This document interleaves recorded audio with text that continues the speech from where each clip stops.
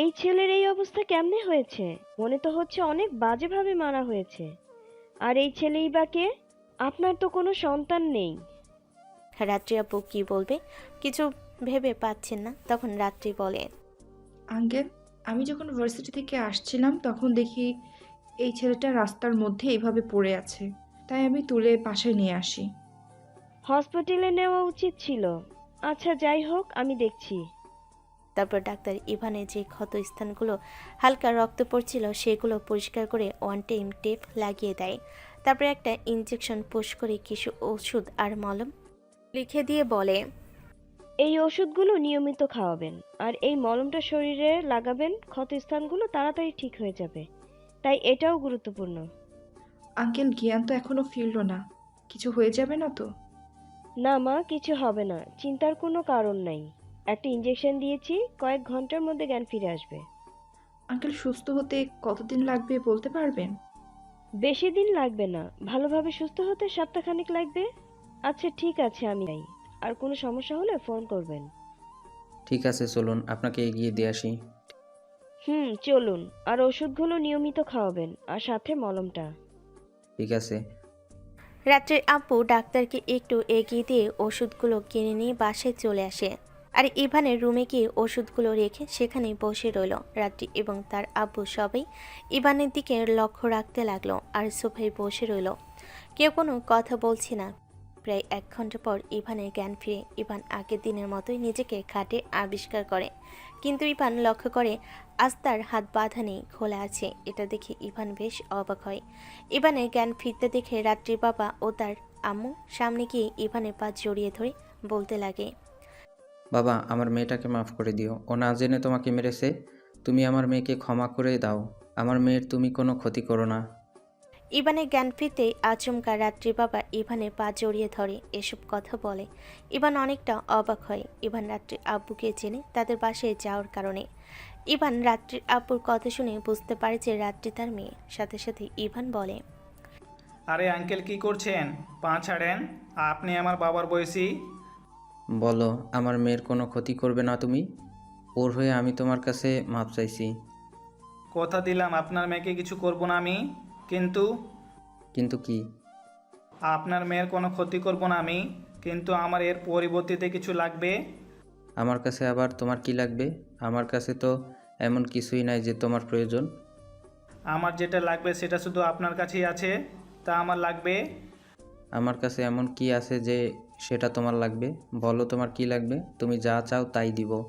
শুধু আমার মেয়ের কোনো ক্ষতি করো না। কথা দেন যে আমি যেটা চাইবো সেটা আপনি দিবেন। আমি কথা দিলাম, তুমি যা চাইবে আমি তাই দিব। এখন বলো তোমার কি লাগবে, সম্ভব হলে এক্ষুনি দিচ্ছি।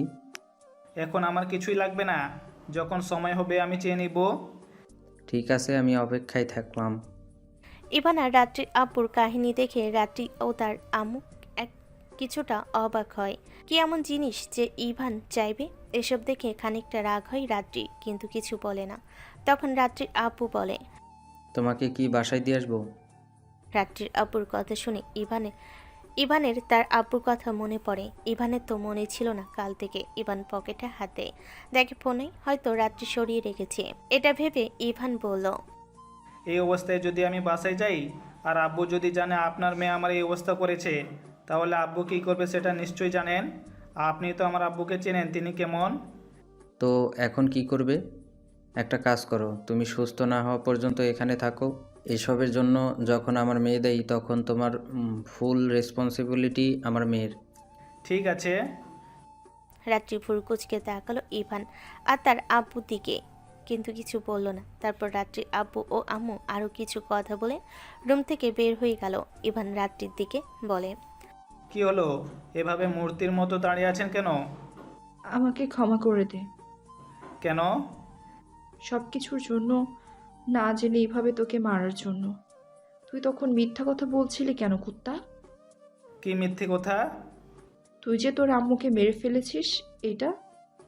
যা সত্যি তাই বলেছি। আমার মায়ের মৃত্যুর জন্য আমি দায়ী। দেখ, নিজেকে দোষ দেওয়াটা বন্ধ কর। আব্বু আমাদের সব বলেছে। আর তুই তখন ছোট ছিলি, তোর তখন বোঝার ক্ষমতাও হয়নি। তুই কিছু বুঝতি না, তাই এমন হয়েছে। এটা একটা মাত্র অ্যাক্সিডেন্ট। যেটা হয়তো আল্লাহ এইভাবে তোর ভাগ্যে লিখেছিল। ভাগ্যের কথা বলেন? আমি আমার ভাগ্যকে অনেক ভয় পাই। যাকে সবচেয়ে বেশি ভালোবাসি তাকেই হারিয়ে ফেলি।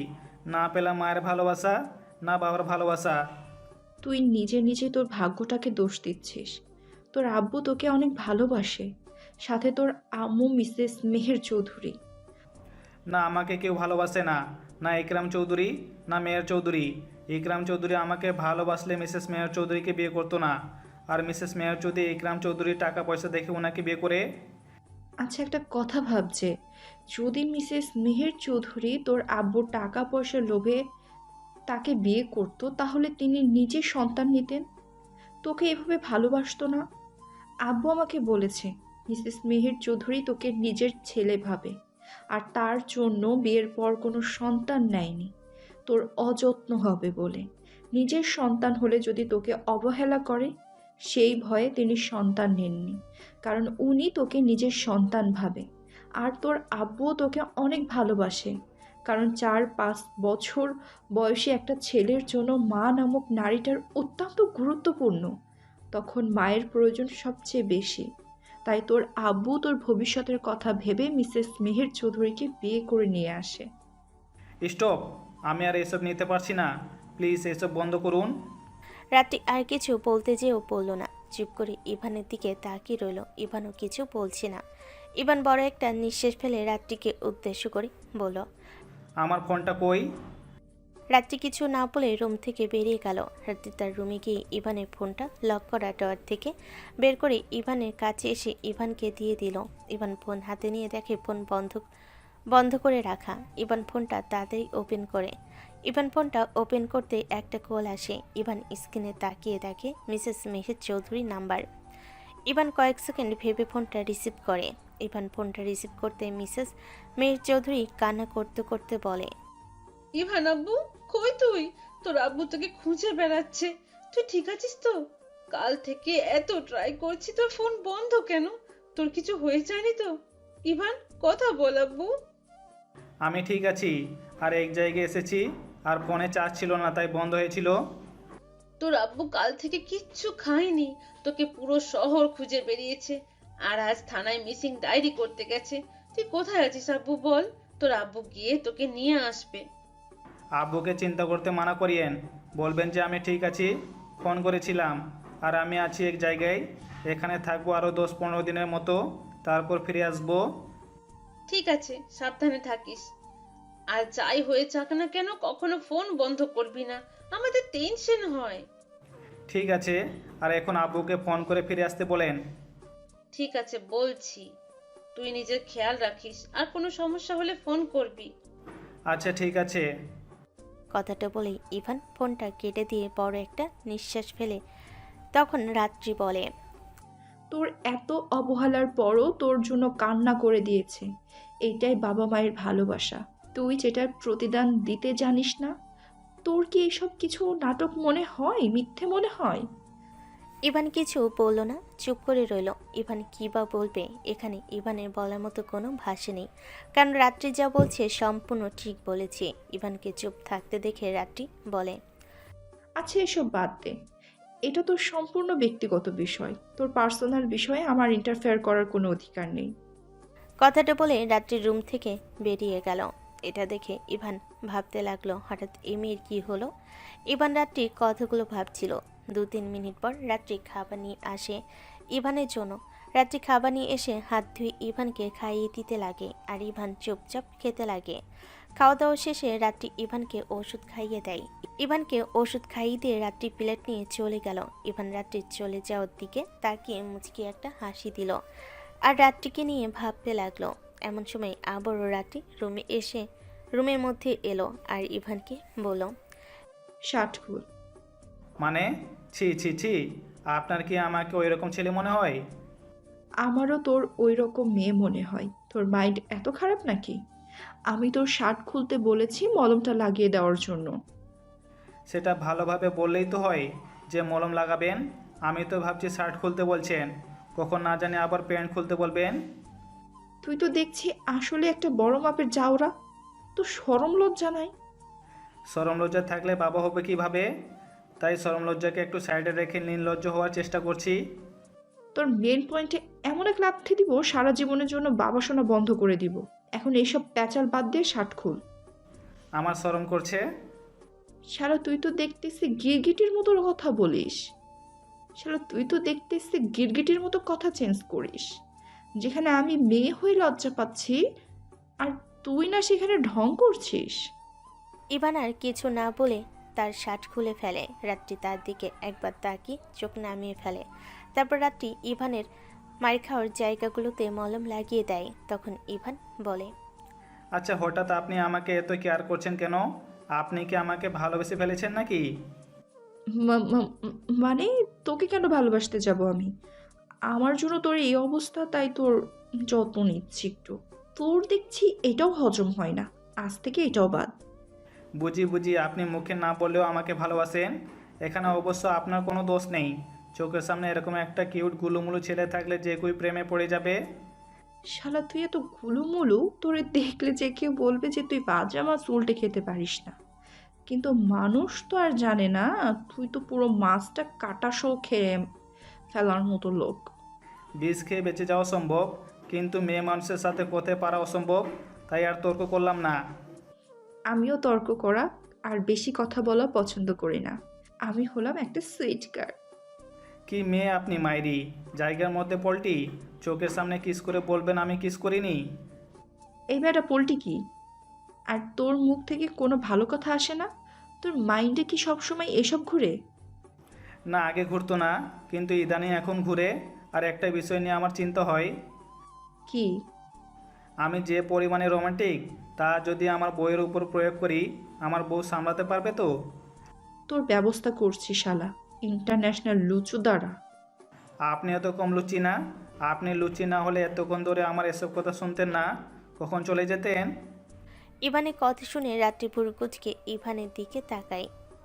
কিছু একটা ভেবে একটা কাঁপুনি ইভানের মুখ বেঁধে দেয় আর বলে, জানিস, আমি একটা কথা ভেবে অবাক হই।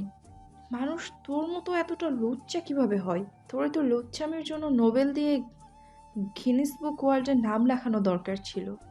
তুই থাক এভাবে, তোর মুখ থেকে কখনো ভালো কথা বের হবে না। প্রায় 5 মিনিট পর রাত্রি কিছু একটা ভেবে ইভানের মুখ খুলে দেয়। ইভানের মুখ খুলে দিতেই ইভান বলে, আপনি তো আসলেই অরিজিনাল লুচি। আমার মুখ থেকে রোমান্টিক কথা শোনার জন্য আপনি আমার মুখ খুলে দিলেন। বারবার লুচি লুচি করতেছিস কেন? আমাকে কি তোকে তোর মতো মনে হয়? আমার মতো মনে হবে কেন? আমার মতো চাইলেও কেউ হতে পারে না। এই ইভান চৌধুরী এক পিস। তোর মতো হলে চরিত্রহীন আর লুচ্চা হইতে হবে। তা কেউ তোর মতো লুচ্চা আর চরিত্রহীন হতে চাইবে না। আপনাকে একটা সিক্রেট কথা বলি, কথা দেন কাউকে বলবেন না। ঠিক আছে, বল কি কথা। কথা দেন কাউকে বলবেন না। কথা দিলাম, কাউকে বলবো না। এখন বল। কানটা আমার মুখের কাছে নিয়ে আসেন, কানে কানে বলি। রাত্রি ইভানের কথা মতো বোকার মতো ইভানের মুখের সামনে তার কান নিয়ে যায় এবং সাথে সাথে ইভান সুযোগ পেয়ে রাত্রি গালে এবং ঠোঁটে বেশ কয়েকটা কিস এঁকে দেয়। রাত্রি ভাবতে পারেনি যে ইভান তাকে এইভাবে বোকা বানাবে। রাত্রি ইভানের দিকে রেখে তাকায়। এটা দেখে ইভান বলে, আগে রাখলে তো আপনাকে জম মনে হতো, কিন্তু এখন তো অনেক কিউট লাগছে। মনে হচ্ছে বউ তার স্বামীর প্রতি রাগ দেখাচ্ছে। তুই আবার এটা কি করলি? আপনিই তো লুচ্চা বললেন, তাই একটু লুচ্চামি করলাম। তুই একটু আগে যেন কি বললি? আমি লুচ্ছি? আমি লুচ্ছি না, ওয়েট, দেখাচ্ছি। কথাটা বলি রাত্রি ইভানের ঠোঁটের সাথে ঠোঁট এক করে দিল। এটা দেখে ইভান অবাক হয়ে সুযোগ পেয়ে রেসপন্স করতে লাগলো। প্রায় 2 মিনিট পর রাত্রি বুঝতে পারলো সে রাগের মাথায় সে কি করেছে। সাথে সাথে সে ইভানকে ছেড়ে দিয়ে লজ্জা পেয়ে রুম থেকে বের হয়ে যায়। এটা দেখে ইভান মুচকি মুচকি হাসতে থাকে। এভাবেই কেটে গেল 6-7 দিন। এই 3 দিনে ইভান মোটামুটি অনেকটা সুস্থ। রাত্রি অন্ধকারের মধ্যে হালকা আলোয় বসে আছে। রাত্রি আর ইভান দুজনেই চুপচাপ রাতের পরিবেশটাও উপভোগ করছে। এমন সময় ইভান বলে, আমি আপনাকে ভালোবাসি। ইভানের কথা শুনে রাত্রি বেশ খানিকটা অবাক হয়ে ইভানের দিকে তাকায়। তারপর কিছু একটা ভেবে বলে, সব সময় মজা লুচ্চামি করবি না। আমার মুড ভালো আছে, তাই এসব লুচ্চামি করে আমাকে রাগাস না। লুচ্চামি করলে অন্যভাবে করতাম। আমি সত্যি আপনাকে ভালোবাসি। যেদিন আপনাকে রাস্তার মধ্যে দেখেছিলাম সেদিন আপনাকে দেখে ক্রাশ খেয়ে যাই আমি, কিন্তু রাগের কারণে আমি নিজেকে সেদিন কন্ট্রোল করতে পারিনি। সেম কাজটা আমি ভার্সিটিতেও করেছি আমি আমার রাগের কারণে। তারপর আপনি আমাকে তুলে নিয়ে আসলেন। আপনার সাথে সময় কাটলো প্রায় 7 দিনের মতো। এই 7 দিন কি যথেষ্ট নয় একটা মানুষকে ভালোবাসতে? এই কয়েকদিনে আমি আপনার মায়ে জড়িয়ে পড়েছি, আপনার মায়ে পড়ে গেছি আমি। কয়েকদিন হলেও অসম্ভব ভালোবাসি আপনাকে। ইভানের কথা শুনে রাত্রি কি বলবে ভেবে পাচ্ছে না। সেও ইভানকে একটু একটু পছন্দ করে। রাত্রি কিছু না বলে চুপ করে রইল। তখন ইভান বলল, আপনি কি আমাকে ভালোবাসেন না? আপনিও আমাকে ভালোবাসেন, যা 2-3 দিন ধরে অনুভব করছি আমি। রাত্রির কথা শুনে একটু চমকে যায়। রাত্রি ইভানের কথা শুনে একটু চমকে যায়, কিন্তু কিছু বলে না, কারণ সে চাইলেও এখন হ্যাঁ বলতে পারবে না। এর কারণ আছে, যা গল্পের সাথে থাকলে জানতে পারবেন। ইভান রাত্রির উত্তরের আশায় তার দিকে তাকিয়ে রইল। রাত্রির কোনো রেসপন্স না পেয়ে ইভান হতাশ হয়ে রাত্রিকে উদ্দেশ্য করে বলে, কি হলো, কিছু তো বলুন, কিছু একটা অন্তত বলুন। কি বলবো আমি? এই যে আপনি আমাকে ভালোবাসেন। আমি তোকে ভালোবাসি কিনা জানি না, হয়তো ভালোবাসি, হয়তো বা না। আর একটা কথা, আমার আব্বু আম্মু যাকে বিয়ে করতে বলবে আমি তাকেই বিয়ে করব। তাহলে বিয়ে আপনি আমাকেই করছেন, তাই তো? কিভাবে? এই যে আপনি বললেন আপনার আব্বু আম্মু যাকে বলবে আপনি তাকে বিয়ে করবেন, আর আমি আপনার আব্বুর কাছ থেকে একটা জিনিস চেয়েছিলাম যেটা আমি পরে নিব বলেছিলাম, আর আপনার আব্বু কথা দিয়েছিল সেটা আমাকে দিবে। মনে আছে তো কথাগুলো? হুম, মনে আছে। তো এখানে আমি কিভাবে তোকে বিয়ে করেছি?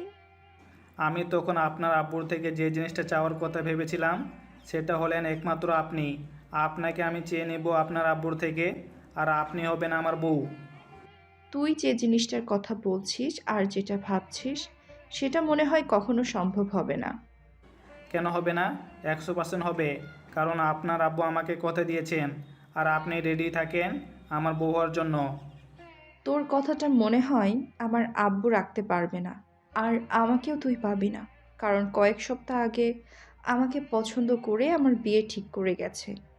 আমার ফুপা ও ফুপি বর্তমানে দেশের বাইরে আছে। আমার ফুফাতো ভাই কয়েক মাসের ভিতরে হয়তো এসে আমাকে বিয়ে করে নিয়ে যাবে। কথাটা বলে রাত্রি একটা আফসোস ভরা নিঃশ্বাস ফেলে। ইভান কি বলবে কিছু ভেবে পাচ্ছি না। ইভানের বুকটা কেমন যেন করতে লাগে। মনে হচ্ছে তার কলিজাটাকেও ক্রমশ খেয়ে ফেলছে। ইভান কিছুক্ষণ চুপ থেকে বলল, আপনি কি আপনার ফুফাতো ভাইকে ভালোবাসেন? আমার তো মনে হয় আপনি আমাকে ভালোবাসেন।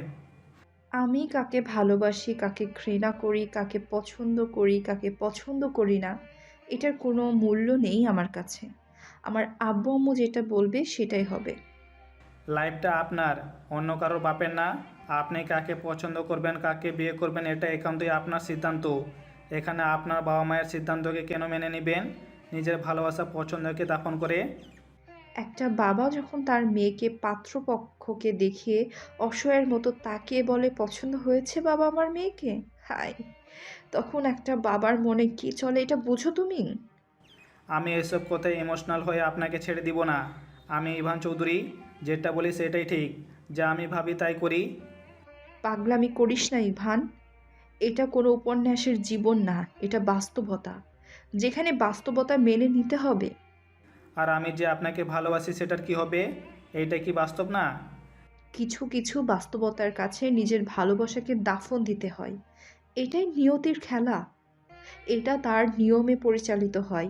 তাই বলছি তুই আমাকে তোর মন থেকে মুছে ফেল, না হলে সেটা তোর জন্য কাল হয়ে দাঁড়াবে, তোর জীবন এলোমেলো করে দিবে।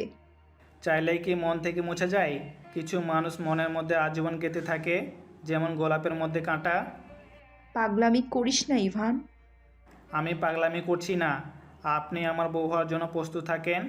এই ইভান চৌধুরী যেটা চায় সেটা পায়, আর যেটা পায় না তা কেড়ে নেয়। কথাটা বলে ইভান রাত্রির পাশ থেকে উঠে চলে গেল। রাত্রি একটা বড় নিঃশ্বাস ফেলে ভাবতে লাগলো এর শেষ কি হবে। রাত্রি কিছু ভাবতে পারছে না সামনে কি হবে, আর যেটা হবে সেটা কি রাত্রির মনের পক্ষে যাবে নাকি বিরুদ্ধে। রাতে খাবার টেবিলে বসে আছে ইভান, রাত্রি আর রাত্রির আব্বু আম্মু। খাবার খেতে খেতে ইভান বলে, আঙ্কেল, আমি তো এখন মোটামুটি সুস্থ, তাই আমি কাল চলে যাব। কেন বাবা? আর কয়েকদিন থেকে যাও এখানে, আমার বাড়ির মেহমান হিসেবে থেকে যাও। আব্বু অনেক চিন্তা করে আমার জন্য, প্রতিদিন ফোন দেয়। আমি কালকেই চলে যাব। আচ্ছা ঠিক আছে। আঙ্কেল, একটা কথা ছিল। কি কথা বলো? আমি আপনার মেয়ের কোনো ক্ষতি করব না। এর পরবর্তীতে আমি একটা জিনিস চাইবো বলেছিলাম, আর আপনি সেটা আমাকে দিবেন বলে কথা দিয়েছিলেন। আমার সেই জিনিসটা লাগবে। আমার মেয়ের থেকে কোনো কিছু আমার কাছে বড় নাই। কথা যেহেতু দিয়েছিলাম নিশ্চয়ই দিব। বলো কি চাও? আপনার মেয়েকে লাগবে আমার। মানে? আমি আপনার মেয়েকে ভালোবাসি এবং ওকে বিয়ে করতে চাই। আর আপনি কথা দিয়েছিলেন যে আমি যা চাইবো তাই দিবেন। আমার আপনার মেয়েকেই চাই। ইভানের কথা শুনে কোনো রেসপন্স করলো না রাত্রি। রাত্রি মাথা নিচু করে বসে রইল।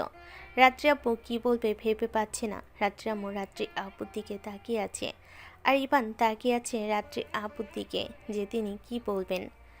দেখো বাবা, তুমি যেটা চাইছো সেটা কখনো সম্ভব না, কারণ আমি তোমার আগেই আমার মেয়ের বিয়ে ঠিক করে আমার বোনকে কথা দিয়েছি। তাই তোমার কথা দেওয়ার চেয়ে আমার বোনকে কথা দেওয়া বেশি গুরুত্বপূর্ণ। আর আমি আমার কথার খেলাপ পছন্দ করি না। আর তোমার কথা রাখতে না পারার জন্য ক্ষমা করে দিও। কথাটা শুনে ইভান রেগে আগুন হয়ে যায়। সাথে সাথে চিৎকার করে টেবিল একটা বাড়িতে দাঁড়িয়ে যায় এবং পুরো টেবিল কেঁপে ওঠে। ইভানের এমন আচরণে সবাই ভয় পেয়ে যায় আর সাথে সাথে দাঁড়িয়ে যায়। তখন ইভান বলে, আপনার মেয়ে বিয়ে হলে অন্য কারোর সাথে না, আমার সাথেই হবে। আর এই ইভান চৌধুরী যা বলে তা করে দেখায়, যা চায় তা পায়। আমিও দেখব আমার ভালোবাসাকে আমার থেকে কেড়ে নিতে কে আসে। কথাটা বলে ইভান রেগে রাত্রিদের বাসা থেকে বেরিয়ে যাবে। এমন সময় ইভান কিছু একটা ভেবে পিছনে ঘুরে রাত্রি বাবার দিকে তাকিয়ে উদ্দেশ্য করে বলে, রেডি থাকবেন, খুব শীঘ্রই আপনার বাসায় জামাই হয়ে আসছি। আর রাত্রি আপনিও রেডি থাকবেন আমার বউ হওয়ার জন্য। কথাটা বলে ইভান রাত্রিদের বাসা থেকে বেরিয়ে পড়ে আর একটা গাড়ি নিয়ে নিজের বাসার উদ্দেশ্যে যেতে থাকে। এদিকে ইভান বেরিয়ে যেতেই রাত্রির বাবা হতাশ হয়ে মাথায় হাত দিয়ে অসহায়ের মতো চেয়ারে বসে পড়ল। রাত্রি কিছু না বলে হাত ধুয়ে সেখান থেকে চলে গেল। রাত্রির বাবা কিছুই ভাবতে পারছেন না কিভাবে কি করবেন তিনি। প্রায় 15 মিনিট পর ইভান বাসে চলে আসে। ইভান কলিং বেলে চাপ দিতে কিছুক্ষণ পর তার আম্মু এসে দরজা খুলে দেয়। ইভানকে তার আম্মু দেখে সাথে সাথে জড়িয়ে ধরে। ইভান অনিচ্ছা সত্ত্বেও মিসেস মেহের চৌধুরীকে ছাড়িয়ে ভিতরে গিয়ে সোজা তার রুমে চলে গেল। মিসেস মেহের চৌধুরী লক্ষ্য করেন যে ইভান রেগে আছে, তাই তিনি ইভানের রুমে গেলেন না খাবার খাওয়ার কথা বলার জন্য। তিনি জানেন ইভান কেমন। ইভান রুমে এসে দরজা লক করে কিছু একটা ভেবে ঘুমিয়ে পড়ল। ইভানের সারা রাত ঘুম হলো না। পুরো রাতটা রাতটিকে নিয়েই ভেবে চলেছে। ইভান সকাল সকাল ঘুম থেকে উঠে পড়ল। ইভান ফ্রেশ হয়ে নিচে নেমে এলো।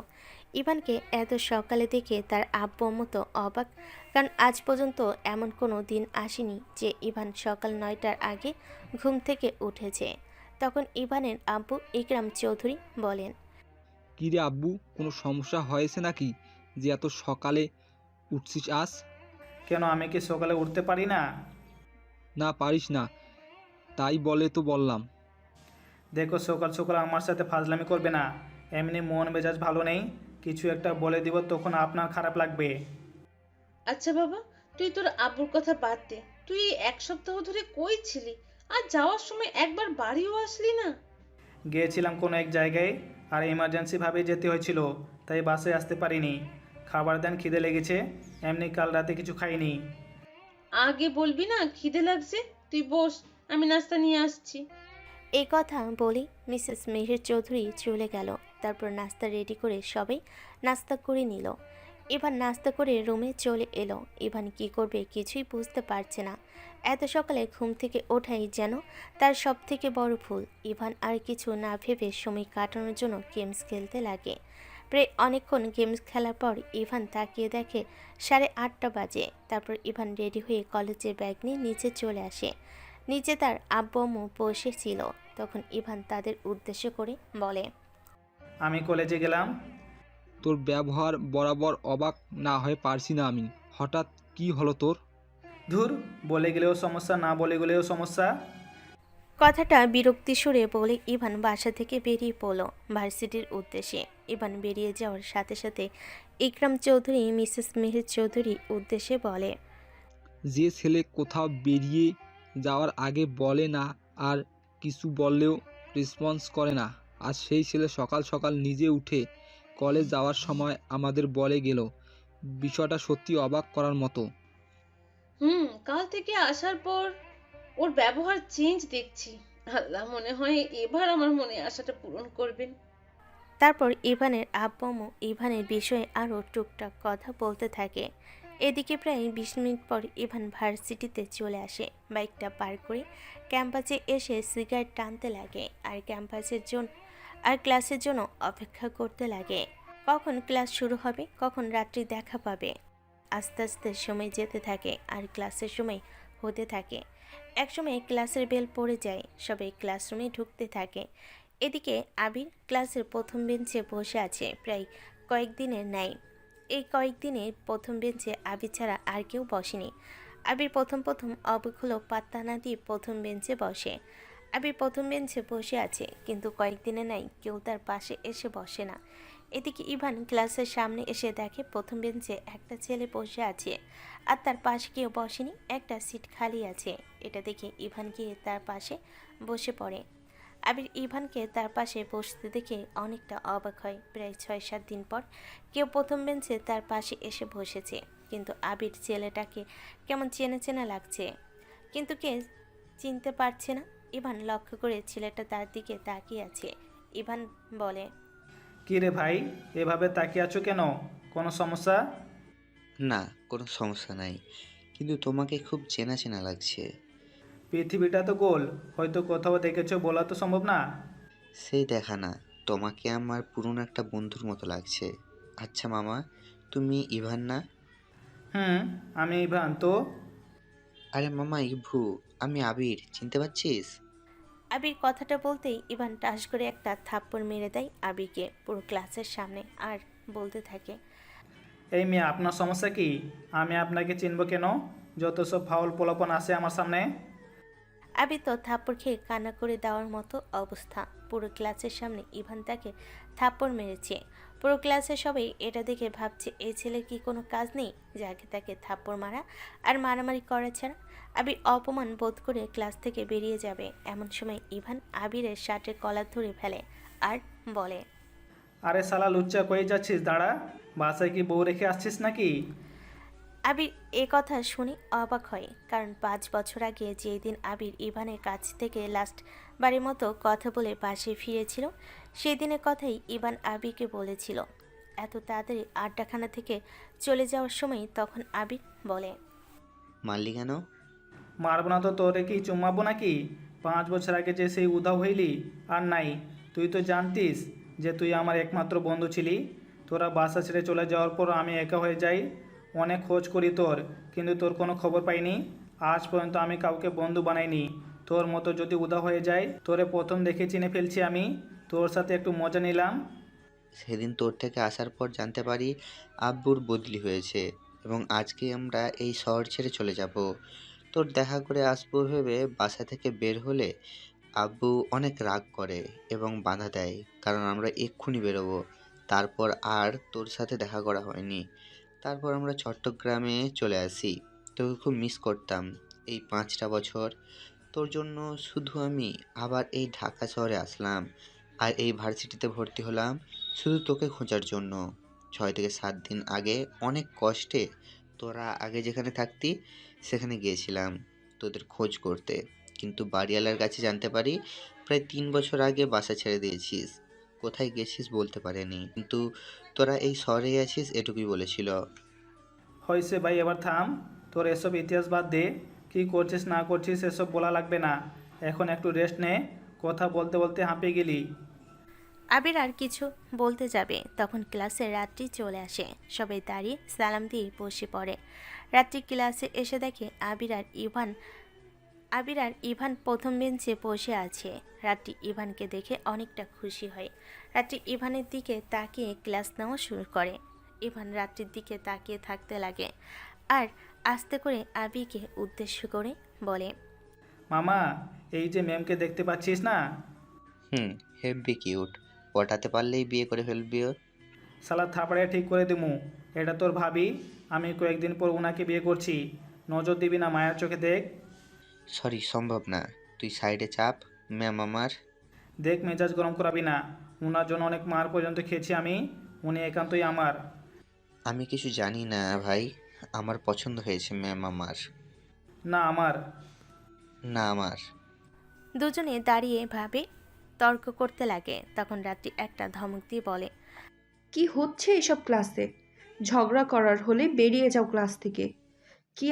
কি আমার করছো? ম্যাম আমার, আমাকে পছন্দ হয়েছে। আমি বলছি, আপনি আমার এর মধ্যে আবার এ ভেসে ভাগ বসাচ্ছে বলছে আপনি ওর। আবির মুখ ফসকিয়ে কথাটা বলে ফেলে। ইভান চুপ করে আছে, জানে এখন কি হবে। রাত্রি তো আবিরের কথা শুনে রেগে যায়। রাত্রি আবিরের কাছে এসে মিষ্টি গলায় বলে, আমি কার? আমার। রাত্রি ঠাস করে থাপ্পড় মেরে দেয় আবিরকে। আবির তো থাপ্পড় খেয়ে কান্না করার মতো অবস্থা। আবিরের এই অবস্থা দেখে ইভান হাসতে থাকে। সাথে সাথেই রাত্রি ঠাস করে ইভানকেও একটা থাপ্পড় মেরে দেয়। এটা দেখে আবার আবির হাসতে লাগে। আবিরের হাসি দেখে রাত্রি আবারও আবিরকে ঠাস করে একটা থাপ্পড় মেরে দেয় আর ধমক দিয়ে বলে, বেরো দুজন ক্লাস থেকে। রাত্রির ধমক খেয়ে আবির কেঁপে ওঠে। ইভান আর আবির ক্লাস থেকে বেরিয়ে যায়। তারপর দুজন একটা বেঞ্চে গিয়ে বসে। তখন আবির গালে হাত দিয়ে বলে, রাত্রির ধমক খেয়ে ইভান আর আবির বাইরে বের হয়ে একটা বেঞ্চে এসে বসে পড়ে। আবির গালে হাত দিয়ে বলে, এটাকে কেমনে সামলাবি মামা? তোর কপালে কিন্তু অনেক দুঃখ আছে। কেন? তুই না একটু আগে বললি তুই বিয়ে করবি? সিনিয়র মেয়েকে বিয়ে করে থাপ্পড় খেয়ে খেয়ে মরার চেয়ে যা, তোকে ছেড়ে দিলাম। বন্ধু হিসাবে বন্ধুর জন্য এটুকু স্যাক্রিফাইস করাই যায়। না আমার লাগবে না, তুই নিয়ে নে। দরকার নাই ভাই। আরে আমি তো মজা করছিলাম তখন তোর সাথে। আর একটা কথা, তুই কি সিরিয়াস? হুম, তবে এখানে একটা ঝামেলা আছে। কি? তারপর ইভান আবিরকে সব কিছু খুলে বলে। রাত্রির সাথে দেখা হওয়া থেকে শুরু করে কাল রাত পর্যন্ত কি কি হয়েছিল এবং কি কি ঘটেছে। আবির সব কিছু চুপ থেকে বলল, তোর কথাতে বুঝলাম রাত্রি ম্যাম তোকে ভালোবাসে। হুম, কিন্তু আসল বাদে এখানে রাত্রির বাবা রাত্রির ফুফাতো ভাই। আরে টেনশন নিতেছিস কেন? আমি একটা আইডিয়া দেই। বল শুনি তোর কি আইডিয়া। এমনিতেও তোর কাছে কোনো ভালো আইডিয়া থাকবে না। তুই একটা কাজ কর, রাত্রি ম্যামকে তুলে নিয়ে বিয়ে করে ফেল। পরেরটা পরে দেখা যাবে। শালা, এমন কিছু করলে রাত্রি আমাকে যেটুকু ভালোবাসে সেটাও ঘৃণায় পরিণত হবে। সেটাও ঠিক বলেছিস। তো এখন কি করবি? ভাবতেছি কয়েকটা দিন অপেক্ষা করব। ওর ফুফাতো ভাই বিদেশ থেকে এলে তাকে বুঝাবো, না বুঝলে পটাবো, আর না পটানোর সুযোগ পেলে শেষমেশ রাত্রিকে তুলে নিয়ে আসবো। আরে এটা কোনো কাজ হলো? আগে বেটা বিদেশ থেকে আসুক, তারপর ওরে দেখে নিব মামাতো বোনকে বিয়ে করার কেমন শখ। হুম। আবির কিছুক্ষণ চুপ থেকে বলল। তারপর ইভান আর আবির আড্ডা দিতে থাকে। আড্ডা দিতে দিতে ইভান ক্লাসরুমের দিকে লক্ষ্য রাখতে থাকে। কিছুক্ষণ পর রাত্রি ক্লাস শেষ করে ক্লাস থেকে বেরোলো। ইভান আবিকে থাকতে বলে রাত্রির সামনে গিয়ে দাঁড়ায়। রাত্রি ইভানকে দেখে কিছু বলে না। তখন ইভান বলে, চলুন আজকে আপনাকে নিয়ে আমি পুরো শহর ঘুরবো। আমি তোর সাথে ঘুরবো না। আর আব্বু যদি দেখে ফেলে তাহলে সমস্যা আরও বাড়বে। চলুন না, ভালো লাগবে। আর আপনিও জানেন কয়েকদিন ধরে আমি বাসার বাইরে বের হতে পারিনি, তাই আজ খোলা পাখির মতো ঘুরে বেড়াতে চাই। যা তুই ঘুরে আয়, আমি যাব না। আমাকে বিরক্ত করিস না। প্লিজ চলুন না, শুধু আজকে। আজকের পর আর আপনাকে কিছু বলবো না। সামনে যা হবার তাই হবে। ইভান অনেক রিকোয়েস্ট করে, রাত্রিকে রাজি করে। রাত্রি কোনো উপায় না পেয়ে ইভানের সাথে ঘুরতে বের হয়। ইভান বাইক চালাচ্ছে আর রাত্রি পিছনে বসে আছে। কেউ কিছু বলছে না। ইভানও কিছু জিজ্ঞেস করে না। ইভান একটু ঘোরাঘুরি করে একটা শপিং মলের সামনে এসে বাইক থামায়। এটা দেখে রাত্রি একটু অবাক হয়, কিন্তু কিছু বলে না। রাত্রি ইভানের পিছু পিছু যেতে থাকে। তারপর ইভান ভিতরে গিয়ে অনেক ঘুরে ঘুরে অনেক দোকান দেখে একটা নূপুর কিনে। রাত্রি এটা দেখে কিছু বলল না, শুধু চেয়ে রইল ইভানের দিকে। তারপর ইভান আর রাত্রি পুনরায় বাইক নিয়ে বের হয়, ঘুরতে থাকে। ইভান আবার একটা ফুলের দোকানের সামনে গিয়ে বাইক থামায় আর সেখান থেকে একটা বেলি ফুলের মালা নেয়। রাত্রি শুধু ইভানের কাণ্ড দেখছে আর মনের অজান্তেই মুচকি মুচকি হাসছে। তারপর ইভান বাইক চালিয়ে একটা নদীর পাড়ে এসে গাড়ি থামায়। চারিদিকে নিরিবিলি মনমুগ্ধকর পরিবেশ। তারপর ইভান গাড়ি থেকে নেমে নদীর পাড়ের একদম কাছে এসে নদীর দিকে মুখ করে ঘাসের উপর বসে আর রাত্রিকে বসতে বলে। রাত্রিও ইভানের পাশে বসে। দুজনেই পানির দিকে চেয়ে আছে, কেউ কোনো কথা বলছে না। হয়তো নদীর পানির মতোই তাদের মনে অনুভূতি বয়ে যাচ্ছে। তখন ইভান একটা বড় নিঃশ্বাস ফেলে বলে, জানি না আপনাকে আমি নিজের করে পাবো কি না, তবুও আমি শেষ নিঃশ্বাস পর্যন্ত আপনাকে পাওয়ার জন্য লড়ে যাব। ইভানের কথাটা সোজা এসে রাত্রির বুকের মধ্যে লাগে, কিন্তু কিছু বলে না, পানির দিকে চেয়ে থাকে। তখন ইভান বেলি ফুলের মালাটা আর কেনা নূপুরটা হাতে নিয়ে বলে, আপনাকে যদি আমি না পাই, আমার যদি মৃত্যু হয়, তাহলে এই নূপুরটা আপনাকে আমার কথা মনে করে দিবে। তখন আপনি মুচকি এসে বলে উঠবেন, একটা পাগল ছিল যে আমাকে পাগলের মতো ভালোবাসতো, কিন্তু আজ সে আর নেই। কিন্তু তার দেহ উপহারটা আজও আমার পায়ে বাজে, আর এই ফুলটা আমার ভালোবাসার একটা অংশ। রাত্রি কি বলবে কি করবে কিছু বুঝতে পারছে না। রাত্রি মনের ভিতর ঝড় বেয়ে চলেছে। রাত্রি ইচ্ছে করছে এখনই ইভানকে বুকে জড়িয়ে নিয়ে বলতে, এই পাগল, এসব কি বলছো? আমি তো তোমারই, কেউ তোমার কাছ থেকে আমাকে ছিনিয়ে নিতে পারবে না। আফসোস, এই কথাটা মনের মধ্যে চাপা পড়ে যায়।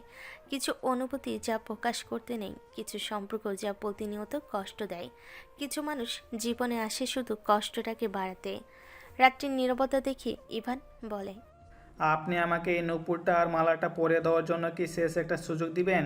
এই মালাটা আর নূপুরটা আপনাকে পরিয়ে দিতে পারলে নিজেকে একটু সান্ত্বনা দিতে পারবো যে আমার ভালোবাসাটা আপনার প্রতি মিথ্যা ছিল না, আমার ভালোবাসাটা ওয়ান সাইড লাভ ছিল না। দিবেন কি পরিয়ে দেওয়ার অধিকার? কথাটা বলেই ইভান রাত্রির দিকে চেয়ে রইল আর ভাবতে লাগলো, রাত্রি কি তাকে এগুলো পরিয়ে দেওয়ার অধিকার দিবে? রাত্রি কোনো কথা না বলে হাতটা ইভানের দিকে বাড়িয়ে দিল।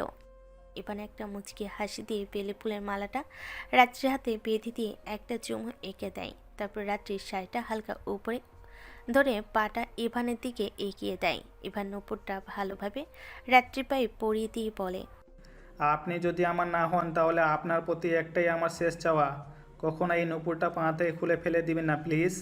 আমি যদি আপনাকে না পাই, তাহলে ভাববো এই নূপুরটাই আমি, এবং সবসময় ভালোবেসে আপনার পায়ের সাথে বেঁধে আছি আমি। তারপর ইভান আর রাত্রি কিছুক্ষণ সেখানে কাটিয়ে সেখান থেকে চলে আসে। এভাবে ঘোরাঘুরি করে কেটে যায় অনেক সময়। আস্তে আস্তে খানিকটা রাত হয়ে আসে। রাত্রি কিছু বলে না। রাত্রি যেন হুঁশ হারিয়ে গেছে। আনমনে সে ইভানের সাথে ঘুরে বেড়াচ্ছে। রাত 8টা। রাস্তার সাইড দিয়ে পাশাপাশি হেঁটে চলেছে ইভান আর রাত্রি। খানিকটা হাঁটার পর ইভান আচমকা লক্ষ্য করে একটা গাড়ি তাদের দিকে ধেয়ে আসছে এবং সামনে চলে এসেছে। ইভান কিছু না ভেবে সাথে সাথে রাত্রিকে সাইডে ধাক্কা দেয়। রাত্রি দূরে গিয়ে ছিটকে পড়ে আর গাড়িটা সোজা এসে ইভানকে ধাক্কা দেয়। রাত্রি এটা দেখে ইভান বলে জোরে একটা চিৎকার দেয় আর লক্ষ্য করে সেই গাড়িটা ইভানকে ধাক্কা দিয়েছে। রাইসা বসে চলে যাচ্ছে। রাত্রি কি ইভানকে ধরে ইভানের মাথাটা কোলে তুলে নেয়। তখন ইভান বলে, জানি না আমি বাঁচবো কি না মরবো। যদি বেঁচে যাই তাহলে এই জীবনে আপনি শুধু আমার, আর যদি মরে যাই তাহলে পরে আমি আপনাকে চেয়ে নিব। তবুও আপনাকে আমার লাগবে, অসম্ভব ভালোবাসি আপনাকে। আমিও তোকে অসম্ভব ভালোবাসি ইভান। তোর কিচ্ছু হবে না, তুই শুধু আমার, আমি শুধুই তোর। এতক্ষণে অনেক মানুষ জমে গেছে ওখানে। তারপর মানুষজন ধরাধরি করে ইভান আর রাত্রিকে একটা গাড়িতে তুলে দেয়। রাত্রি ইভানকে ধরে পাগলের মতো কান্না করছে। কয়েক মিনিটের মধ্যে হাসপাতালে চলে এলো এবং সাথে সাথেই ডক্টর ইভানকে নিয়ে ওটিতে নিয়ে চলে যেতে লাগলো। এমন সময় ইভানের ফোনটা বেজে উঠল। রাত্রি কিছু না ভেবে ইভানের পকেট থেকে ফোনটা বের করে নিল আর ডক্টর ইভানকে নিয়ে চলে গেল। রাত্রি সেখানে বসে কান্না করতে লাগলো। রাত্রি কী করবে কিছু বুঝতে পারছে না। রাত্রি ইভানের ফোনটার দিকে তাকিয়ে, ফোনের অবস্থা অনেক খারাপ, কিন্তু পাওয়ার অন আছে আর কাজ করছে। রাত্রি ইভানের ফোনের লক খোলার চেষ্টা করতে থাকে, কিন্তু ব্যর্থ হয়। অনেকবার চেষ্টা করার পরও ব্যর্থ হয়। তাই রাত্রি কিছু না ভেবে তার আব্বুকে ফোন করতে যাবে। এমন সময় ইভানের ফোনটা বেজে ওঠে। রাত্রি তাকিয়ে দেখে আব্বু নামে সেভ করা। এটা দেখে রাত্রি ফোন ধরার চেষ্টা করতে লাগলো। ফোনের অবস্থা অনেক খারাপ হওয়ার কারণে ভালোভাবে কাজ করছে না। অনেক চেষ্টার পর ফোনের রিংয়ে প্রায় শেষ, ফোনটা রিসিভ হয়। ফোনটা রিসিভ হওয়ার সাথে সাথে রাত্রি কান্না করতে থাকে। ওইদিকে ইভানের ফোনে একটা মেয়েকে কান্না করতে দেখে চমকে যায় এবং ভয় পেয়ে যায় ইভানের আব্বু। তখন ইভানের আব্বু অস্থির হয়ে বলে, এই মেয়ে, ইভানের ফোন তোমার কাছে কেন? আর এভাবে কান্না করছো কেন? ইভান ঠিক আছে তো? ইভানের কিছু হয়নি তো? কিচ্ছু ঠিক নাই আঙ্কেল। ইভানের অ্যাক্সিডেন্ট হয়েছে। আমি কি করব কিছু বুঝতে পারছি না। প্লিজ তাড়াতাড়ি আপনি হাসপাতালে আসুন। কথাটা বলে রাত্রি কান্না করতে থাকে। এদিকে ইভানের আব্বু একমাত্র ছেলের এই অবস্থার কথা শুনে কান্না করে ফেলে। ইভানের আম্মু Mrs Meher Chowdhury phone loud স্পিকারে থাকার কারণে তিনি সব শুনতে পেয়েছেন। মিসেস মেহের চৌধুরী ইভানের এই অবস্থার কথা শুনে জ্ঞান হারিয়ে ফেলেন। ইভানের আব্বু কি করবে কিছু বুঝতে পারছে না। তিনি কাজের মেয়েকে মিসেস মেহের চৌধুরীর খেয়াল রাখার কথা বলে বাসা থেকে বেরিয়ে যায় গাড়ি নিয়ে রাত্রিবেলা হসপিটালের উদ্দেশ্যে। ইভানের আব্বু কিছুক্ষণের মধ্যে হসপিটাল চলে আসে। ইভানের আব্বু ভিতরে আসতে সবাই সালাম দেয়, কারণ দেশের নাম্বার 1 বিজনেসম্যান বলে কথা। ইভানের আব্বু ওটির কাছে আসতে দেখতে পায় একটা মেয়ে বসে কান্না করছে। ইভানের আব্বুকে জিজ্ঞেস করে, এই মেয়ে, তুমি এখানে এভাবে কাঁদছো কেন? তুমি কি আমার ফোন ধরেছিলে? আপনি কি ইভানের আব্বু? আমি ইভানের আব্বু। কি হয়েছে ইভানের? ইভান কোথায়?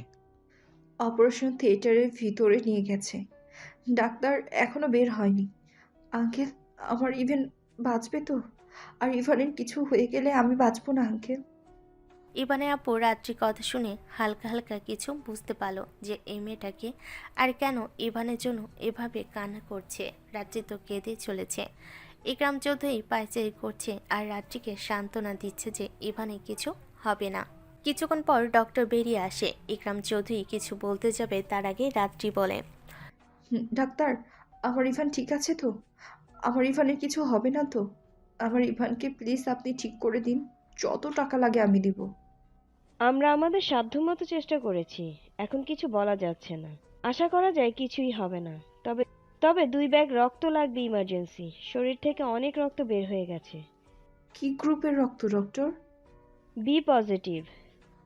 ডক্টর, আমার বি পজিটিভ। যত রক্ত লাগে নিন, তবুও আমার ইভানকে ঠিক করে দিন প্লিজ। একজনের থেকে 2 ব্যাগ রক্ত নেওয়া সম্ভব না। আপাতত আপনি সাথে আসুন আর 1 ব্যাগ জোগাড় করুন। রক্ত জোগাড় হয়ে যাবে, সেটা নিয়ে ভাববেন না। আমার ছেলেকে প্লিজ সুস্থ করে তুলুন। এর বিনিময়ে যা চাইবেন তাই পাবেন। চিন্তার কোনো কারণ নেই। Out of danger. আর ব্লাড দেয়া হয়েছে। এই ব্লাডটা গেলে আর 1 ব্যাগ ব্লাড লাগবে। কথাটা বলে রাত্রিকে নিয়ে গেল ডক্টর। ইভানের রক্তের সাথে রাত্রির রক্ত ক্রস ম্যাচিং করে। রাত্রির থেকে রক্ত নিতে লাগলো। 3 মিনিটে 1 ব্যাগ রক্ত বেরিয়ে গেল রাত্রির শরীর থেকে। তারপর সেই রক্ত নিয়ে ওটিতে ঢুকে পড়ল ডক্টর। ডক্টর রাত্রিকে কিছুক্ষণ সেখানে শুয়ে থাকতে বলল। রাত্রি কথা না শুনে ওটির সামনে এসে দাঁড়ালো আর কান্না করতে লাগলো। তখন ইকরাম চৌধুরী রেগে বলে, কি করে হলো এই অবস্থা আমার ছেলের? তারপর রাত্রি কান্না করতে করতে সব খুলে বলে ইভানের আব্বুকে। শুধু গাড়িতে রাইসে ছিল এটা বলেনি রাত্রি। রাত্রি কেন রাইসের কথা বলেনি সেটা কারণ আছে, যা গল্পের সাথে থাকলে জানতে পারবেন। ইকরাম চৌধুরী রেগে রাত্রিকে বলেন, যেই গাড়িটা ইভানকে ধাক্কা দিয়েছে সেই গাড়ির নাম্বার কি তোমার মনে আছে? না আঙ্কেল। সমস্যা নাই, আমি ইকরাম চৌধুরী খুঁজে বের করব কি আমার ছেলের এই অবস্থা করছে। সব কিছু আমার জন্য হয়েছে আঙ্কেল। ওর এই অবস্থার জন্য আমি দায়ী। ও যদি আমাকে ধাক্কা দিয়ে না সরিয়ে দিয়ে নিজেই সরে যেত তাহলে এমন হতো না। আমার ছেলে কাপুরুষ না যে প্রিয় মানুষটার মৃত্যুর মুখে ফেলে রেখে সে পালিয়ে যাবে। আর তুমি নিজেকে দোষ দিচ্ছ কেন মা?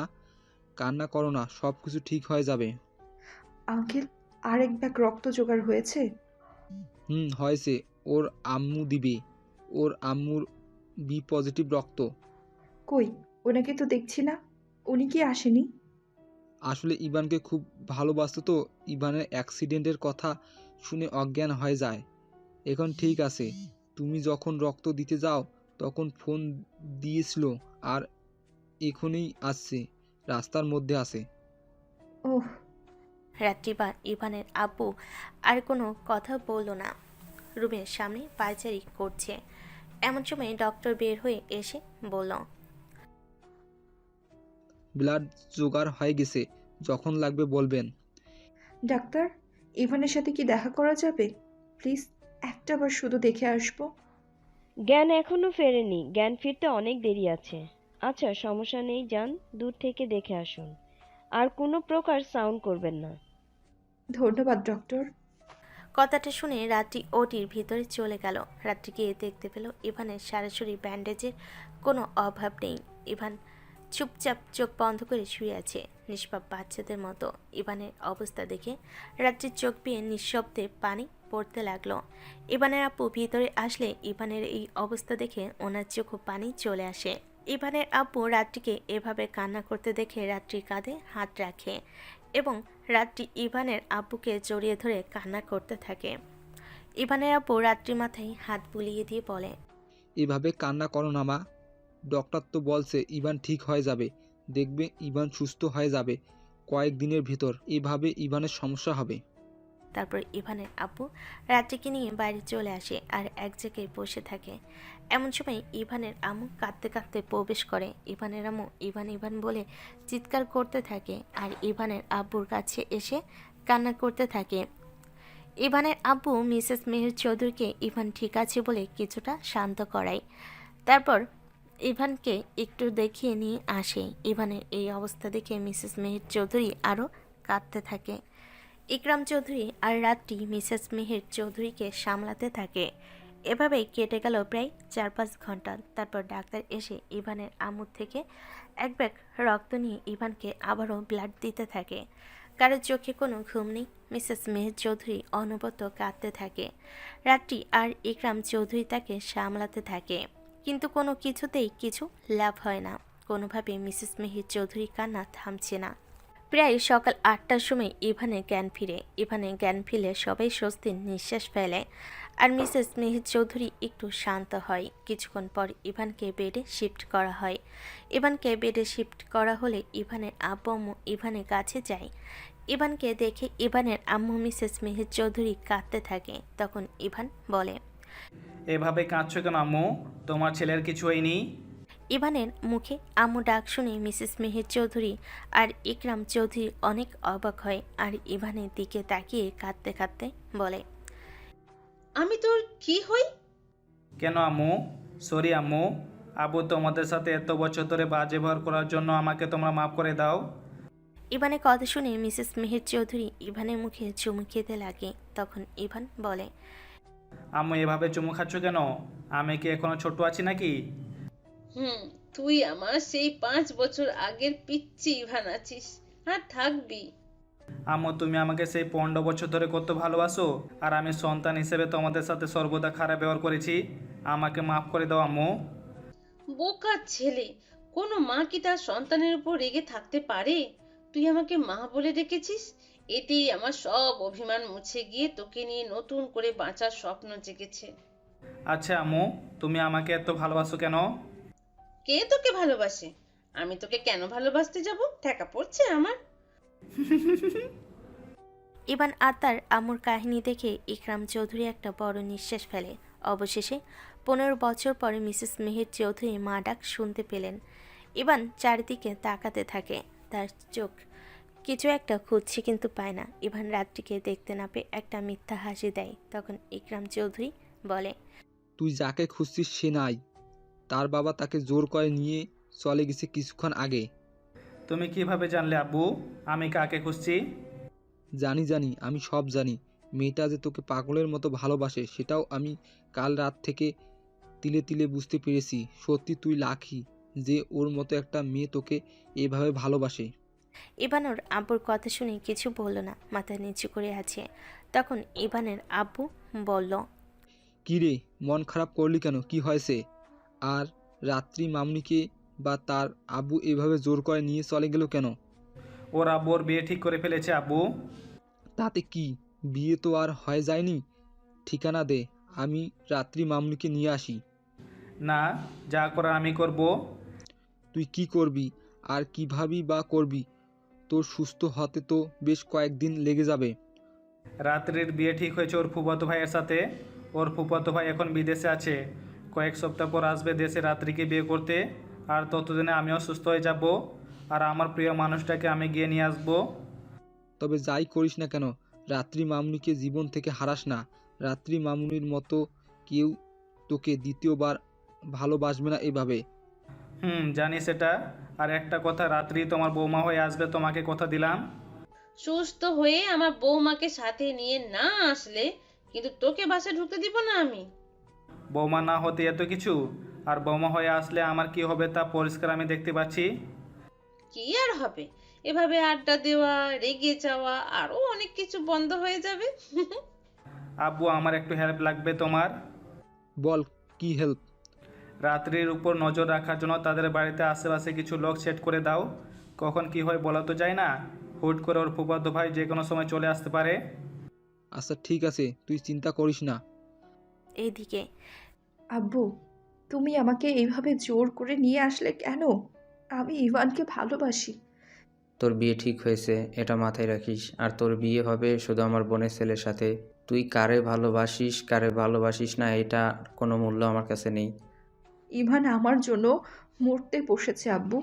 ওকে ছাড়া বাঁচবো না আব্বু। প্লিজ আব্বু, আমাকে যেতে দাও। কথাটা বলে রাত্রি অঝোর ধারে কাঁদতে লাগলো। ওর আব্বুর পা জড়িয়ে ধরে রাত্রি আপু রাত্রিকে একটা রুমে নিয়ে যায়। তারপর রাত্রিকে রুমের মধ্যে আটকে দিয়ে ওর আব্বু বলে, তোর বিয়ে হলে আমার বোনের ছেলে রাফির সাথেই হবে, আর সেটাও কয়েকদিনের ভিতরে।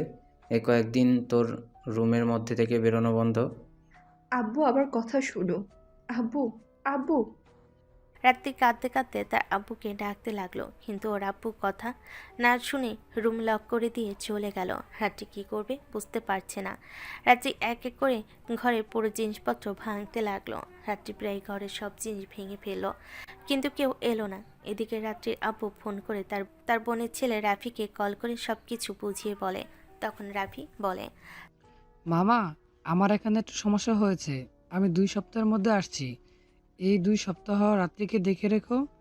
ও বাসা থেকে কেন, কোনো রুম থেকে যেন বের হতে না পারে। আচ্ছা ঠিক আছে, আমি এই দিকটা দেখছি। তুই তাড়াতাড়ি আসার চেষ্টা কর। আচ্ছা ঠিক আছে, আমি চেষ্টা করছি যত দ্রুত সম্ভব দেশে যাওয়ার জন্য। তারপর রাত্রি আপু রাফির সাথে আরও কিছু কথা বলে ফোন রেখে দেয়। তখন রাত্রির আম্মু বলে, তুমি কি কাজটা ঠিক করছো? রাত্রির মনের বিরুদ্ধে গিয়ে এসব করে? আমার কাছে আমার বোনকে দেয়া কথাটা গুরুত্বপূর্ণ। এতে সেটা কার মনের বিরুদ্ধে সেটা আমি দেখব না। রাত্রি যদি নিজের কিছু ক্ষতি করে দেয় তখন কি হবে? রাত্রিকে ওই ছেলের কাছে যেতে দেওয়াটাই ভালো হবে, না হলে কিন্তু এর ফল ভালো হবে না। তুমি চুপ করো, তোমাকে এত চিন্তা করতে হবে না। আর একটা কথা, রাত্রি যদি রুম থেকে বের হতে চায় তো খবর আছে। কথাটা বলে রাত্রির আব্বু তার রুমে রেগে চলে গেল। রাত্রির আম্মু কিছু বুঝতে পারছে না। একদিকে রাত্রির ভালোবাসা, আরেকদিকে রাত্রির আব্বুর বোনকে কথা দেওয়ার জেদ। রাত্রির আম্মু কম মাথায় হাত দিয়ে সোফায় বসে পড়ে। এদিকে রাত্রি কি করবে কিছু বুঝতে পারছে না। রুম থেকে শত চেষ্টা করেও বের হওয়ার কোনো উপায় নেই। হঠাৎ করে রাত্রি তার ফোনটার কথা মনে পড়ে। রাত্রি তার ফোনটা হাতে নিয়ে ভার্সিটি প্রিন্সিপালকে ফোন করে ইভানের ফাইল থেকে তার আব্বুর নাম্বারটা কালেক্ট করে তাকে দিতে বলে। প্রায় 5 মিনিট পর প্রিন্সিপাল রাত্রিকে ইভানের আব্বুর ফোন নাম্বারটা দেয়। রাত্রি নাম্বারটা নিয়ে সাথে সাথে কল করে। ইভানের আব্বু কলটা রিসিভ করতে রাত্রি কাঁদতে কাঁদতে বলে, আঙ্কেল, আমি রাত্রি বলছি। আঙ্কেল, ইভানের কি অবস্থা এখন? জ্ঞান ফিরেছে তো? আরে মা, তুমি টেনশন করো না। ইভানের জ্ঞান ফিরছে আর সুস্থ আছে। আর তুমি এভাবে কাঁদছো কেন? আঙ্কেল প্লিজ, ইভানকে ফোনটা দিন না একটু। রাত্রি কেঁদে কেঁদে বলছি ইভানের আব্বু ইভানের পাশে থাকায় সাথে সাথে ইভানকে রাত্রি কথা বলে ফোনটা দেয়। ইভান ফোনটা নিয়ে অস্থির হয়ে বলে, কোথায় আছেন? আর সব কিছু ঠিকঠাক আছে তো? কিছু ঠিক নেই। আব্বু আমাকে রুমের মধ্যে আটকে রেখেছে আর বলেছে কয়েকদিনের ভিতরে বিয়ে দিয়ে দিবে। এভাবে কাঁদছো কেন? আমি আছি তো, টেনশন করো না। আমি ঠিক সময় গিয়ে তোমাকে নিয়ে আসবো। আমি তোমাকে অনেক ভালোবাসি ইভান। আমি অন্য কাউকে বিয়ে করতে পারবো না। তোমাকে না পেলে আমি মরে যাব। এই পাগলামি করে নিজের কোনো ক্ষতি করবে না। আমি গিয়ে ঠিক সময় তোমাকে নিয়ে আসবো। আমার থেকে কেউ তোমাকে কেড়ে নিতে পারবে না। ইভানের কথা শুনে রাত্রি কিছু বলতে যাবে, তার আগে রাত্রি আপু রুমে ঢুকে রাত্রির কাছ থেকে ফোনটা কেড়ে নিয়ে ফ্লোরে এক আছাড় মেরে ভেঙে ফেলে আর রুম থেকে বের হয়ে যায়। ফোনের ওই পাশ থেকে ইভান বুঝতে পারে যে রাত্রির ফোন ভেঙে ফেলেছে। এটা বুঝতে পেরে ইভান অনেক রেগে যায়। ইভান রেগে ওর আব্বুর ফোনটা সজোরে দেওয়ালে একটা বাড়ি মারে, সাথে সাথে ফোনটা ভেঙে চুরমার হয়ে যায়। ইভানের আব্বু আম্মু ইভানের রাগ দেখে ইভানকে শান্ত করতে করতে বলে, এই 15 দিনে ইভান প্রায় অনেকটা সুস্থ হয়ে গেছে, আর তার আব্বু আম্মু তাকে বাসে নিয়ে যাবে আজ হসপিটাল থেকে। তারপর রিলিজ নিয়ে হসপিটালের বাইরে বের হয় ইভান আর তার আব্বু আম্মু। ইভানের শরীরে কয়েক জায়গায় এখনও ব্যান্ডেজ করা। ইভান তার আব্বু আম্মুর সাথে হসপিটাল থেকে বের হওয়ার সাথে সাথে তার ফোনটা বেজে ওঠে। আপনারা হয়তো ভাবছেন ইভানের ফোন তো রাত্রি কাছে এখনও নষ্ট হয়ে পড়ে আছে, তাহলে ইভানের কাছে ফোন আসলো কেমনে? আসলে ইভান তার আব্বুর দ্বারা সিমটা রিপ্লেস করে নিয়ে আসে আর একটা নতুন ফোন সেট ঢুকিয়ে ওপেন করে, কারণ এই সিমে অনেক পার্সোনাল কিছু আছে। ইভান ফোনটা রিসিভ করতে ফোনের ওপাশ থেকে একটা ছেলে বলে, ভাই কাজ হয়ে গেছে? থাকো এখানে, আমি কিছুক্ষণের মধ্যে যাচ্ছি। হসপিটালের সামনে একটা গাড়ি পাঠিয়ে দাও। আচ্ছা ঠিক আছে ভাই। ইভান ফোনটা কেটে দিয়ে তার আব্বুকে উদ্দেশ্য করে বলে, আব্বু তুমি আম্মুকে নিয়ে বাসায় যাও, আমার একটু কাজ আছে, আমি আসছি। এখন কিসের কাজ তোমার বুঝলাম না আমি। ঠিকভাবে তো সুস্থই হও নাই এখনো। জাস্ট 30 মিনিট, আমি যাবো আর আসবো, তোমরা যাও। 30 মিনিটের বেশি যেন দেরি না হয়, মনে থাকে যেন, না হলে কিন্তু বাসায় ঢুকতে দিব না। দেরি হবে না, তোমরা যাও এখন। একটা গাড়ি আর ড্রাইভার রেখে গেলাম, কি কাজ আছে তাড়াতাড়ি সেরে আয়। গাড়ি নিয়ে যাও, আমার গাড়ি লাগবে না। তারপর ইভান তার আব্বুকে অনেক বুঝিয়ে সুঝিয়ে সেখান থেকে বাসে পাঠিয়ে দেয়। ইভানের আব্বু আম্মু যেতেই ইভানের সামনে একটা কালো কার এসে থামে এবং ইভান সেটাতে চড়ে চলে যায়। প্রায় 10 মিনিট পর কারটা একটা জঙ্গলের দিকে ঢুকে একটা পরিত্যক্ত বাড়ির সামনে এসে দাঁড়ায়। ইভান কার থেকে নেমে বাড়ির ভিতরে চলে যায়। বাড়ির আশেপাশে শত শত ছেলেপেলে AK-47 নিয়ে দাঁড়িয়ে আছে। ইভানকে আসতে দেখে একটু আগে ফোন করা ছেলেটা ইভানের সামনে আসে। ইভান ছেলেটাকে জিজ্ঞেস করে, কোথায় আছে? রুমে রেডি আছে, বাধা অবস্থায়। কথাটা শুনে ইভান একটা রুমে চলে যায়। গিয়ে দেখে একটা চেয়ারে বাঁধা অবস্থায় রয়েছে আর নিজেকে ছাড়ানোর চেষ্টা করছে। ইভান গিয়ে তার সামনে একটা চেয়ারে বসে পড়ে। ইভানকে দেখে সামনে চেয়ারে বাঁধা অবস্থায় যে মেয়েটা আছে সে অনেকটা ভয় পেয়ে আছে। ইভানের সামনে চেয়ারে বাঁধা অবস্থায় যে মেয়েটা আছে সে আর কেউ না, সে হলো রাইসা। রাইসা ইভানকে দেখে বলে, আমাকে এখানে তুলে এনেছিস কেন? হিসাব নিকাশ শেষ করতে। কিসের হিসাব নিকেশ? আর আমি তোর কি ক্ষতি করেছি? ছাড় আমাকে, আমি বাসায় যাব। যাবি তো, এত তাড়া কেন? তুই কি ভেবেছিস আমি সেদিন তোকে দেখিনি? রাত্রি না দেখলেও আমি ঠিকই দেখেছি। কারের মধ্যে তুই বসেছিলি আর ইচ্ছা করে আমাকে ধাক্কা দিয়েছিলি প্রতিশোধ নেওয়ার জন্য। একটা কথায় মাথায় ঢুকছে না? তুই বেঁচে গেলি কিভাবে? যেভাবে ধাক্কাটা দিয়েছিলাম তোর তো সেখানেই মরে যাওয়ার কথা। তুই মারবি এই ইভান ভাইকে, যেখানে মৃত্যু এই ইভান ভাইকে ভয় পায়। মানে ইভান ভাই মানে কি? তুই যেটা ভাবছিস সেটাই। আমি হলাম সেই ইভান ভাই, যার কথা শুনলে বাঘে হরিণে একই ঘাটে পানি খায়, যার কথা শুনলে মানুষ মৃত্যুকে সামনে দেখে। আমি হলাম সেই ইভান ভাই, যার নাম শুনলে জন্ম হওয়া বাচ্চারা পর্যন্ত তার মায়ের পেটে আবার ঢুকে যেতে চায়। আমি হলাম সেই ইভান ভাই, যার নামে বাংলাদেশে পুরো বস্তি মাস্তান থেকে মাফেরা পর্যন্ত চলে। রাইসা কি বলবে কিছু বুঝতে পারছে না। রাইসা যেন নিজের মৃত্যুকে চোখের সামনে দেখতে পাচ্ছে। ইভান হলো বাংলাদেশের একমাত্র মাফিয়া কিং, যার নামে পুরো বাংলাদেশের মাফিয়া চলে। সেখানে পুলিশ মাস্তান দিয়ে কোনো কাজ হয় না, সেখানে ইভান ভাইয়ের নাম শুনলে সবাই কাঁপে। প্লিজ আমাকে মাফ করে দে। আমি না জেনে তোর সাথে এমন করে ফেলেছি, শুধু আমার ভাইয়ের ওই অবস্থার জন্য। আমি এত তাড়াতাড়ি মরতে চাই না, আমি বাঁচতে চাই। একটা ভালো কথা মনে করে দিলি। তোর ভাই এখন কোথায় আছে? আমার ভাই এখনো হসপিটালে আছে। তুই মাথায় যেভাবে মেরেছিলি, আমার ভাই মরতে মরতে বেঁচে উঠেছে। আরও 5-6 মাস লাগবে সুস্থ হতে। যাই হোক, তোর একটা তারিফ করতেই হয়। তোর ভাইয়ের এই অবস্থা প্রতিশোধ নিতে তুই আমাকে মারতে চলে এসেছিলি, যেখানে দোষ তোর ছিল। প্লিজ আমাকে মাফ করে দে। আমি আমার ভাইয়ের ওই অবস্থা মেনে নিতে পারিনি। হসপিটাল থেকে যখন বাসায় ফিরছিলাম তখন রাত্রি ম্যাম আর তোকে একসাথে দেখেছিলাম। তোকে দেখে আমার মাথা ঠিক ছিল না। রাত্রি ম্যামকে সহ তোর উপরে গাড়ি চালিয়ে দিয়েছিলাম। প্লিজ আমাকে মাফ করে দে শেষবারের মতো। কান্না করতে করতে আকুতি মিনতি করে বলল রাইসা। ইভানের রাইসার দিকে তাকিয়ে একটু মায়া হয়। ইভান ভাবে এই ভাইয়ের এই অবস্থার জন্য আমি দায়ী। আর একটা বোন তার ভাইকে ভালোবাসে, আমাকে মারতে আসবে এটাই স্বাভাবিক। তখন ইভান বলল, এখন আমার খুন খারাপি করার কোনো ইচ্ছে নেই, আর কোনো মেয়ে মানুষকে মারার আজ পর্যন্ত কোনো রেকর্ড নেই। আর তোকে দেখে আমার মায়া হচ্ছে। ঠিক কলেজে যেমন তুই পা জোরে ধরে কান্না করে বলেছিলি, তুই আবার বেইমানি করবি না তো? প্লিজ আমাকে ছেড়ে দে, এই ভুল আমি আর দ্বিতীয়বার করবো না যতদিন বেঁচে থাকবো। তোকে এবারের মতো ছেড়ে দিচ্ছি, শুধু তোর ভাইয়ের দিকে তাকিয়ে, কারণ তোর ভাইয়ের এই অবস্থা আমি করেছি। আর এখন যদি আবার তোকে শেষ করে দেই তাহলে সেটা ঠিক হবে না। নেক্সট টাইম যদি আমাকে মারা তো দূরের কথা, আমাকে টাচ করারও চিন্তা ভাবনা মাথায় আনিস, তাহলে পরের সেকেন্ড আর দেখতে পারবি না। আর একটা কথা, বাইরে যদি কোনো মানুষ তো দূরে থাক, কোনো পোকা মাকড় জানে যে আমি সেই ইভান ভাই, তাহলে সেদিন তোর মৃত্যু অনিবার্য। কথাটা বলেই ইভান রুম থেকে বেরিয়ে যায় আর রুমের বাইরে দাঁড়িয়ে থাকা ছেলেটাকে উদ্দেশ্য করে বলে, এই মেয়েটাকে মেরে ফেলার কোনো দরকার নেই। যেখান থেকে তুলে এনেছিলে ঠিক সেখানে গিয়ে রেখে আসো। কিন্তু ভাই, কোনো কিন্তু না, আমি যেটা বলছি সেটা করো। এই মেয়ের আর কোনো দিন দ্বিতীয়বার সাহস হবে না আমাকে টাচ করার। ভাই মেয়েটা যদি বাইরে গিয়ে আপনার তথ্য ফাঁস করে দেয়? সেটা তোমার ভাবতে হবে না, যেটা বলেছি সেটা করো।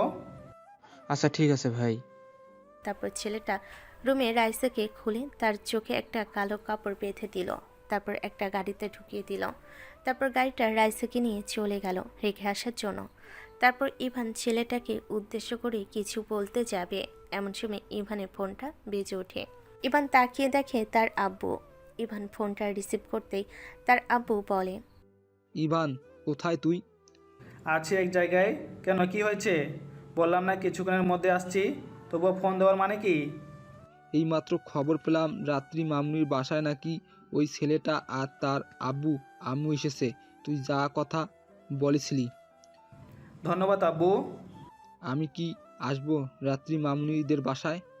না, তোমার আসার দরকার নেই, তুমি রেডি থাকো, আমি তোমার বৌমাকে সাথে নিয়ে আসছি। আচ্ছা ঠিক আছে, বেশি ঝামেলা করবি না। কোনো সমস্যা বা সিচুয়েশনের বাইরে চলে গেলে আমাকে ফোন দিবি। আর আসলে রাত্রি মামুনিকে সাথে নিয়ে আসবি। আরে আব্বু, তুমি তো জানো আমি যেটা চাই সেটা না নিয়ে আসা পর্যন্ত আমি আসি না। ফোন রাখো, আমি তোমার বৌমাকে নিয়ে বাসায় আসছি কিছুক্ষণের মধ্যে। কথাটা বলেই ইভান ফোনটা কেটে দেয়। তারপর সাথে থাকা ছেলেটাকে বলে, চলো আমার সাথে, আর কিছু ছেলে পেলে নিয়ে নাও ফার্স্ট। কেন ভাই, কিছু হয়েছে নাকি? এর তো কিছু জানার লাগবে না, সাথে গেলেই বুঝতে পারবি। চলো আমার সাথে। আচ্ছা ঠিক আছে ভাই, চলো। আর পোলাপান কত নিব? বেশি লাগবে না, তবুও ঝামেলা হলেও হতে পারে।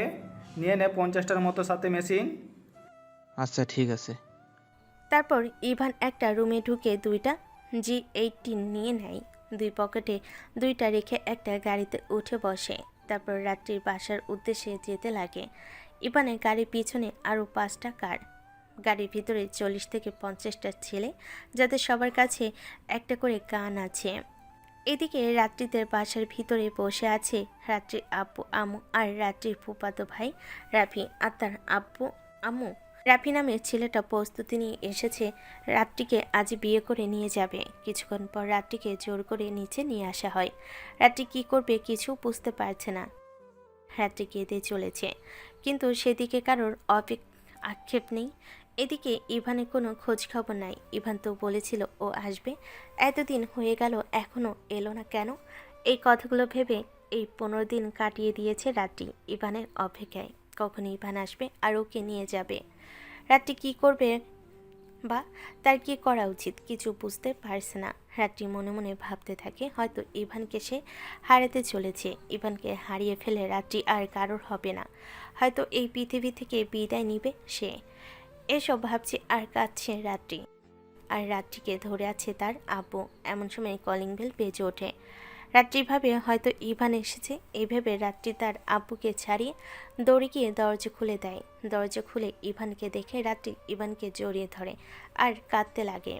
ইভান রাত্রিকে জড়িয়ে নিয়ে বলে, এই পাগলি, কাঁদছো কেন? আমি বলেছিলাম না সঠিক সময় চলে আসবো।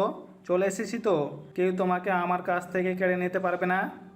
ইভান কথাটা বলেই কেউ ইভানের বুক থেকে রাত্রিকে ছাড়িয়ে নেয়। ইভান তাকিয়ে দেখে একটা ছেলে, বয়সে তার থেকে একটু বড় হবে, মেবি এটাই হয়তো রাত্রির ফুফাতো ভাই রাফি। ইভান কিছু বলতে যাবে, এমন সময় রাফি নামের ছেলেটা কোমর থেকে একটা পিস্তল বের করে ইভানের কপাল বরাবর ধরে আর বলে, তোকে দেখার ইচ্ছে ছিল রে। তুই কে যে আমার হবু বউকে তুলে নিয়ে যাওয়ার কথা বলছিস? তুই এসেছিস রাত্রিকে নিয়ে যেতে। এখন যদি ট্রিগারে একটা চাপ দেই, তাহলে তুই আর এই পৃথিবীর অক্সিজেন গ্রহণ করতে পারবি না। আর তুই এসেছিস রাত্রিকে নিয়ে যেতে? How funny! কথাটা বলে রাফি নামের ছেলেটা হাসতে থাকে। রাফির হাসি দেখে ইভানও হাসতে থাকে। এটা দেখে রাফি নামের ছেলেটা অবাক হয়, কেননা পিস্তলের সামনে দাঁড়িয়ে এভাবে হাসছে। ইভান দুই পকেট থেকে দু হাত দিয়ে দুইটা G18 বের করে রাফির কপাল বরাবর দুই পাশে ধরে। এটা দেখে রাফির হাসি থেমে যায়। রাফি ইভানের কপাল বরাবর একটা পিস্তল ধরে আছে, আর ইভান রাফির কপাল বরাবর দুইটা পিস্তল ধরে আছে। পুরো থমথমে পরিস্থিতি বিরাজ করছে। রাত্রির আব্বু আম্মু আর রাফির আব্বু আম্মু তারা সবাই অনেক ভয় পেয়ে যায়। কি ঘটবে কেউ কিছু বুঝতে পারছে না। এমন সময় রাফি ইভানের কপাল থেকে পিস্তলটা নামিয়ে রাত্রির দিকে ধরে আর বলে, রাত্রি যদি আমার না হয়, তাহলে কারোরই হতে দিব না আমি। রাফি, তোর সাহস কিভাবে হয় আমার মেয়ের মাথায় পিস্তল ধরার? এটা যদি আগে জানতাম তাহলে তোকে আমার মেয়ের জামাই কেন, তোকে আর তোর মা বাবাকেও আমার বাসায় ঢুকতে দিতাম না। স্যার, আমার মেয়েকে, কুত্তার বাচ্চা। রাত্রির বাবা অনেক রেগে কথাটা বলে আর রাফির দিকে এগিয়ে আসতে থাকে। তখন রাফি বলে, মামা, আর এক পা যদি এগিয়ে আসো, তো রাত্রির মাথায় চালিয়ে দিব আমি। রাফি, মামা, আমি রাফি। যা চাই তা পাই, যা পাই না তা কারোর হতে দেই না। নিজের বাবা মাকে তো দেখবি, হারামখোর। কথাটা বলেই ইভান ইশারা দিতে বাইরে থাকা ইভানের সব ছেলেপিলে ভিতরে ঢুকে পড়ে আর 10টা ছেলেকে রাফির বাবা মায়ের মাথায় বন্দুক ঠেকিয়ে ধরে। আর তখন ইভান বলে, কি রে, এখন কি মনে হচ্ছে? এদিকে রাত্রি, অন্যদিকে তোর বাবা মা, আর তুই? রাত্রির গায়ে যদি একটা আঁচড় লাগে তো তোর বাবা মার আর তুই সেকেন্ডের মধ্যে পৃথিবী মায়া ত্যাগ করবি, সোয়ারে বাচ্চা। রাফি নিজের বাবা মাকে এই অবস্থায় দেখে কি করবে কিছু বুঝতে পারছে না। রাফি আর কিছু না ভেবে রাত্রির মাথা থেকে পিস্তলটা উঠিয়ে ফেলে। সাথে সাথেই রাত্রি ইভানকে জড়িয়ে ধরে। যা বাসায় গিয়ে ফিটার খা, হারামখোর। আর 3 দিনের মধ্যে যেই দেশ থেকে আসছিস সেই দেশে চলে যাবি, না হলে আর চতুর্থ দিনটা দেখতে পারবি না। চল যা, ভাগ। তারপর রাফি তার বাবা মাকে আর ইভানের ছেলেপেলেগুলো নিয়ে চলে যায়। ইভান রাত্রিকে নিয়ে চলে আসতে যাবে, এমন সময় রাত্রির আব্বু রাত্রির হাত ধরে ফেলে। রাত্রির আব্বু রাত্রির হাতটা ধরে ইভানের একটা হাত ধরে ইভানের হাতে তুলে দিয়ে বলে, তোমরা দুজন পারলে আমাকে মাফ করে দিও। আর বাবা ইভান, আমার মেয়েকে কোনো কষ্ট দিও না। ছোট থেকে অনেক আদর যত্নে মানুষ করেছি। আপনার প্রতি আমাদের কোনো রাগ নেই। আর রাতে আমাদের বিয়ে, আম্মুকে নিয়ে চলে আসবেন। অবশ্যই আসবো বাবা। আব্বু আম্মু পারমিশন দিলে আমি আমার বউকে নিয়ে যাই। যাও, নিয়ে যাও। তোমার বউকে তুমি নিয়ে যাবে, এখানে আমাদের বলার কিছু নেই। কি বলো রাত্রির আম্মু? নিয়ে যাও। তারপর ইভান রাত্রিকে নিয়ে চলে আসতে লাগলো।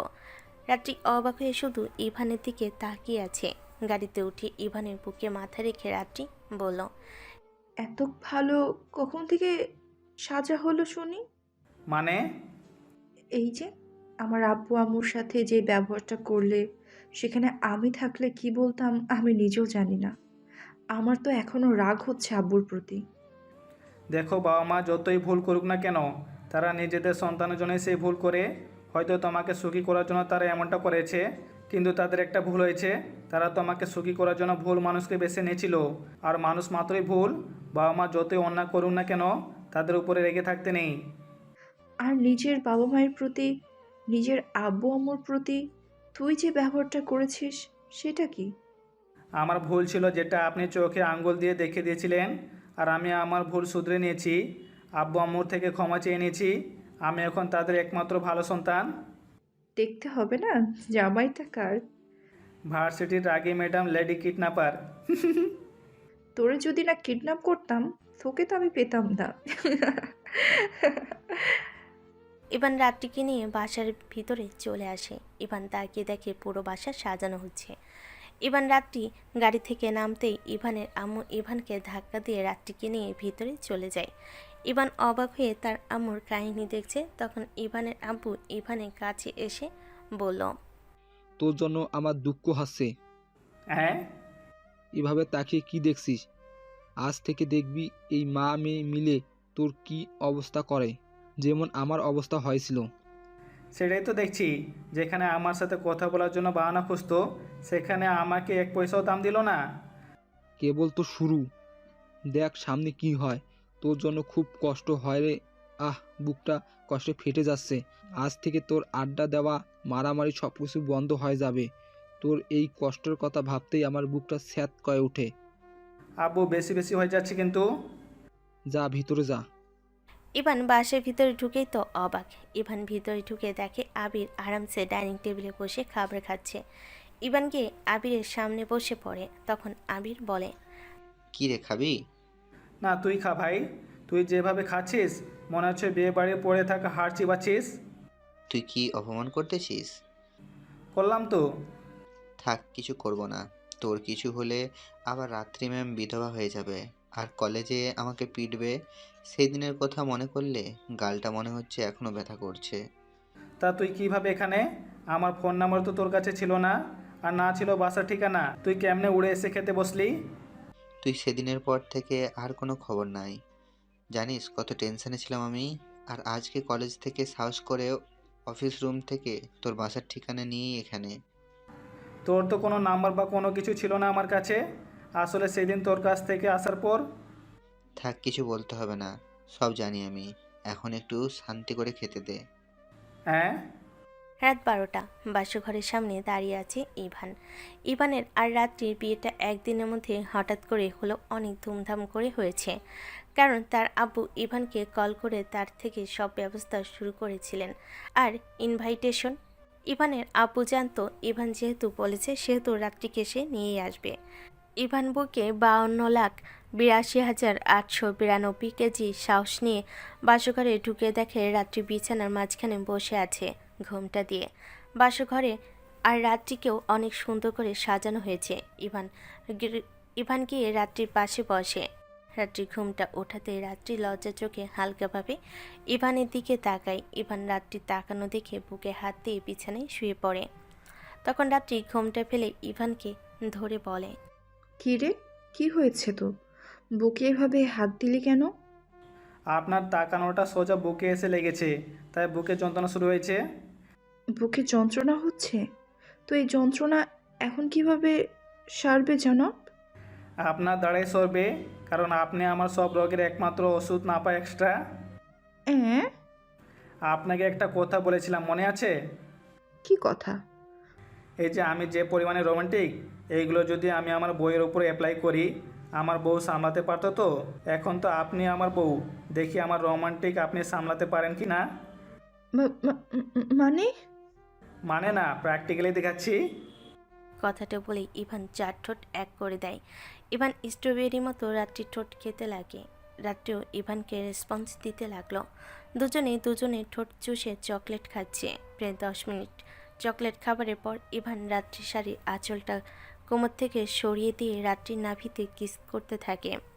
এমন সময় রাত্রির সাথে সাথে ইভানের মাথাটা রাত্রির নাভিতে চেপে ধরে। ছি ভাই, ছি। আপনাকে ভালো ভাবছিলেন, আপনি যে এত পরিমাণে লজ্জা সেটা আমি জানি না।